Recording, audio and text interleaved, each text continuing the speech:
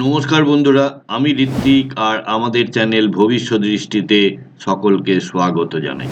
দ্বিতীয় পতি বা দ্বিতীয় ভাবের অধিপতি বিভিন্ন ঘরে অবস্থান করলে কি ধরনের ফলাফল জাতকেরা পেয়ে থাকে সেই নিয়ে যে সিরিজটা আমরা শুরু করেছিলাম, আজকে তার অষ্টম পর্ব।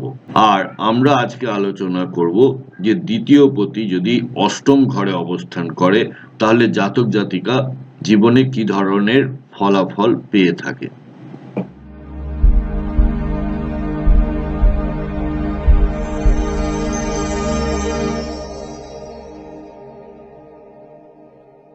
বন্ধুরা, আপনারা যারা আমার চ্যানেলটি অলরেডি সাবস্ক্রাইব করেছেন তাদেরকে জানাই আমার অসংখ্য ধন্যবাদ ও কৃতজ্ঞতা। যারা এখনো সাবস্ক্রাইব করেননি তাদের কাছে আমার বিনীত আবেদন, চ্যানেলটি সাবস্ক্রাইব করুন এবং পাশে থাকুন। দ্বিতীয় ভাবের অধিপতি যদি অষ্টম ঘরে থাকে তবে জাতকের অর্থ, পারিবারিক সম্পদ, বাক শক্তি এবং দাম্পত্য জীবনে গভীর প্রভাব ফেলে। অষ্টম ঘর হলো রহস্য, পরিবর্তন, গোপন সম্পদ এবং দীর্ঘায়ুর ঘর।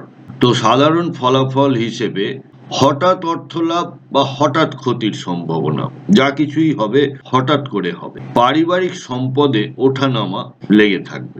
এই কম্বিনেশনটা একটু চ্যালেঞ্জিং গোপনীয়তা ও রহস্যময় স্বভাব লক্ষ্য করা যায়।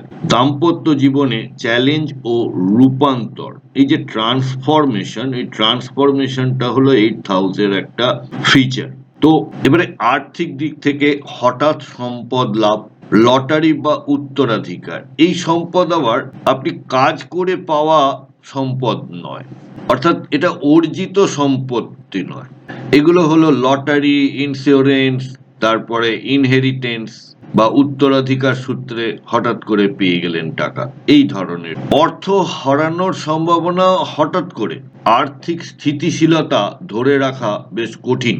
গোপন বা অপ্রত্যাশিত উৎস থেকে অর্থ লাভ। এবার সম্পর্ক ও পরিবারের উপরে কি ধরনের প্রভাব পড়ে সেটা একবার দেখি। দাম্পত্য জীবনে উত্থান পতন, সঙ্গীর সম্পদ থেকে লাভ বা ক্ষতি, পরিবারের রহস্য বা গোপন সমস্যা। সম্পর্ক টিকে থাকার জন্য ধৈর্য ধরতে হয়। স্বাস্থ্য ব্যাপারে দীর্ঘমেয়াদী রোগের সম্ভাবনা। এই ঘর থেকে যে রোগ হয় সেগুলো ক্রনিক ডিজিজ তৈরি হয়, অর্থাৎ বেশ কিছুদিন ধরে ভোগাবে এই ধরনের রোগ তৈরি হয়। অঙ্গ প্রত্যঙ্গ বা প্রজনন সংক্রান্ত সমস্যা, আমাদের যে জেনাইটাল অর্গান গুলো আছে সেই অর্গান রিলেটেড সমস্যা দেখা যায়। মানসিক চাপ ও ভয় প্রবণতা, এই ধরনের কম্বিনেশনে সব সময় না একটা ইনসিকিউরিটি ভাব থাকে, ভয় ভয় ভাব কাজ করে যে এই কিছু হয়ে গেল বোধহয়, এটা নিয়ে সমস্যা, ওটা নিয়ে ভাবনা। যোগ ও আধ্যাত্মিক চর্চা এই কম্বিনেশনের জন্য খুবই উপকারী। আর আপনারা যদি 8th হাউসের রিলেটেড কাজ করেন তাহলে এই সমস্যাগুলি থেকে অনেকটা রেহাই পান। যেমন গুপ্ত বিদ্যা, তন্ত্র মন্ত্রে আগ্রহ, এই জ্যোতিষও এই অষ্টম ঘরের একটা পার্ট। জীবন ও মৃত্যুর গভীর চিন্তা ভাবনা, আধ্যাত্মিক উন্নতির সম্ভাবনা, গবেষণা এবং অনুসন্ধানমূলক মনোভাব।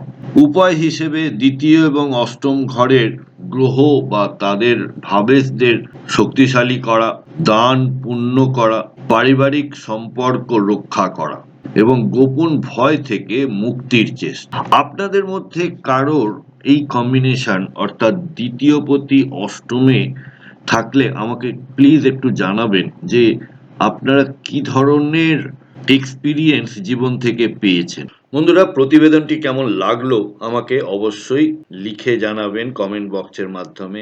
যদি ভালো লেগে থাকে তাহলে একটি লাইক করবেন আর আত্মীয় স্বজন বন্ধু বান্ধবের সাথে শেয়ার করতে ভুলবেন না।